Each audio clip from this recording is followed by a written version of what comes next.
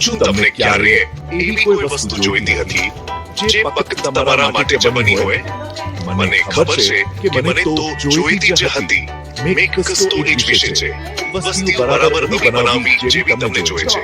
વિચારો, શા માટે કોઈ કંટાળાજનક સાદી નોટબુક ખરીદવી જ્યારે તમે તમારી મનપસંદ રંગો અથવા તો તમારું નામ કવર પર રાખીને તમારી પોતાની ડિઝાઇન કરી શકો છો?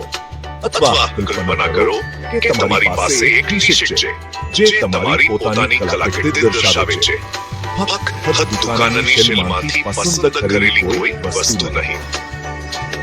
મેક ગુસ્તો એટલે નિયંત્રણ લેવું અને રોજિંદી વસ્તુઓને વ્યક્તિગત અને અનન્ય બનાવવી. તે તમારા પોતાના નાના વિશ્વના બોસ બનવા જેવું છે.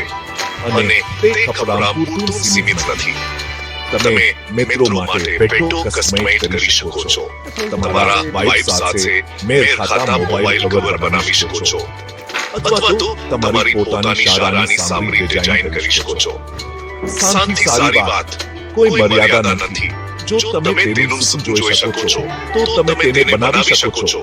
તો આ શા માટે મહત્વનું છે?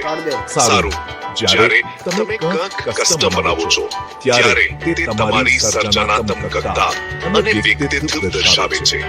તે મનોરંજક છે અને તે તમને અલગ પાડે છે.